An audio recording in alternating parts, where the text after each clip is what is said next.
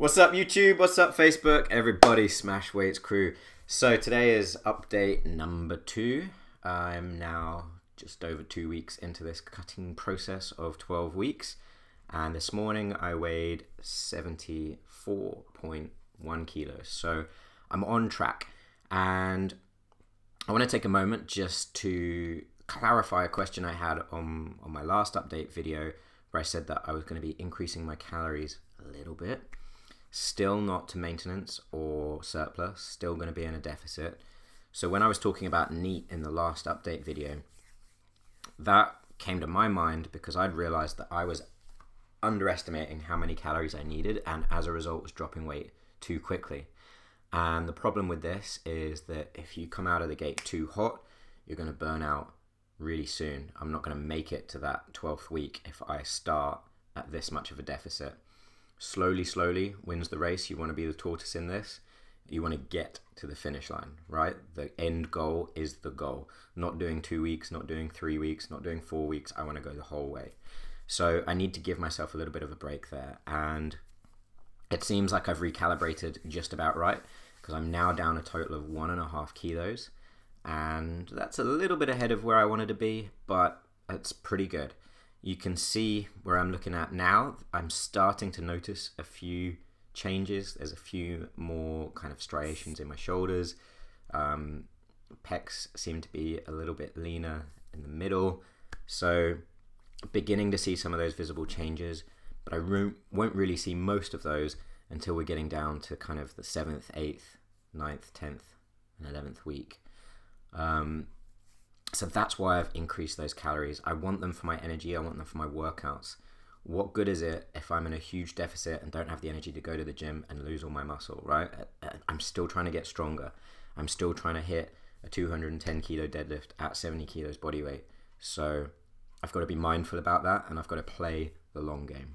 I guess today I want to talk a little bit more about mindfulness, because mindfulness is the reason why I was able to look at the results I was getting and adjust and pay attention to that and choose an improved course of action.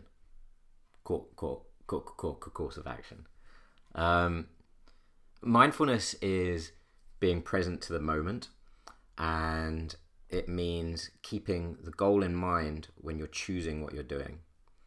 When you're picking up that chocolate bar at the supermarket, having the presence of mind to think to yourself, is this going to fit into my daily calories? Is this going to get me closer to my goal?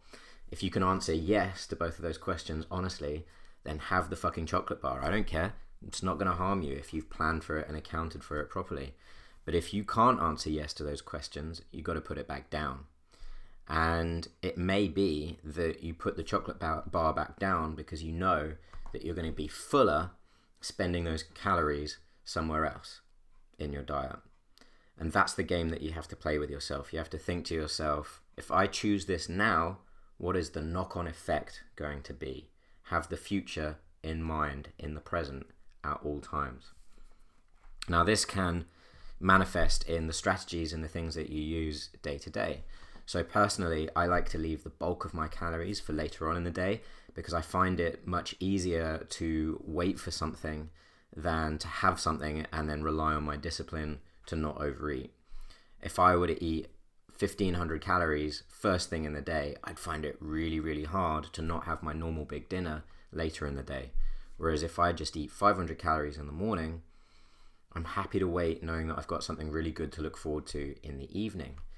There are other things that I do to help myself stave off hunger, like drinking black coffee, drinking fizzy water. Drinking water in general is a great appetite suppressant. But these are choices that I make.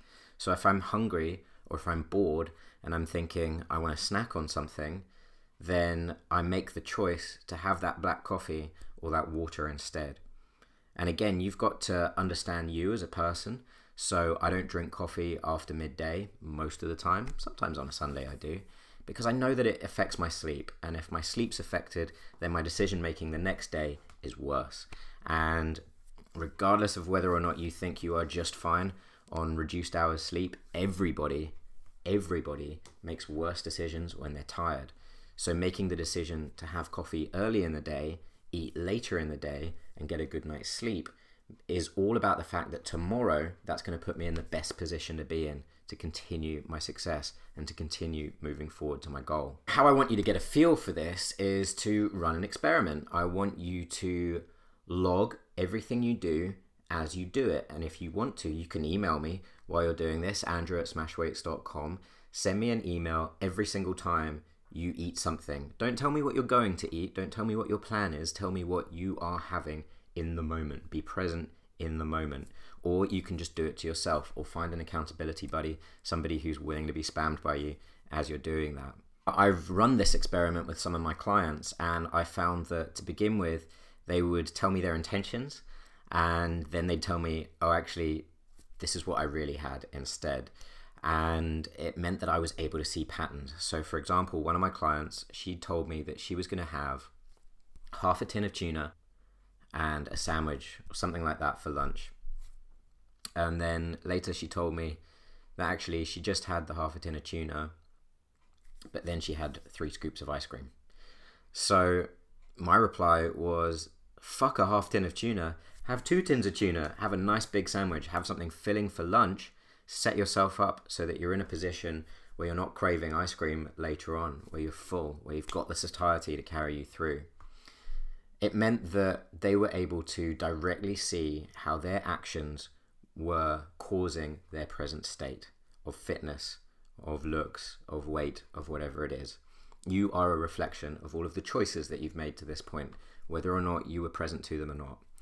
So by tracking and paying attention in this way, you're going to realize that very often you just eat things without actually even tasting them. You shovel them down and the food's gone. And before you know it, you're like, well, shit. I swear I had a plate of food there. I do this with cups of tea all the time. I swear I had a cup of tea and it was really good and now it's gone.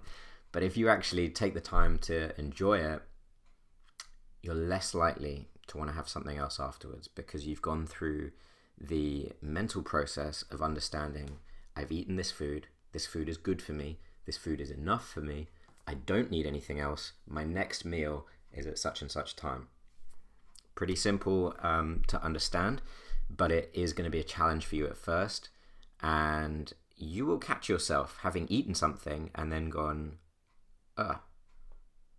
I didn't even remember eating that. It's like when you drive home and you're just in autopilot. So many people, they do things like they have a snack in the side pocket in their car. They're driving home on autopilot. They're eating on autopilot. They don't even register that they've had that. They don't need it. They're not eating that out of hunger. That's just a habit. You want to try and identify those kinds of habits and then put systems in place to improve those habits, to replace them with something else. So if you do have the chocolate in the car, replace that with a bag of that ready-to-eat vegetables or something like that. You know, don't try and just get rid of it because something will miss. You're more likely to fail that way. Replace the habit that's not getting you to where you want to be with a habit that will get you there. So if you have a mid-morning chocolate, have a mid-morning black coffee instead, or a mid-morning glass of sparkling water instead, or a mid-morning apple. Take the time to put into place strategies that work for you. As I'm ending this video, what I'd really love is for you to either comment or email or message me with your actual experience doing this, and tell me what are some habits that you're going to improve? What are some changes that you're going to make? I want to know, then I will hold you accountable as much as I'm able to. But even just putting it out there into the world, that's going to help get you thinking about things more. So let me know what your choices are going to be, and I will see you next time.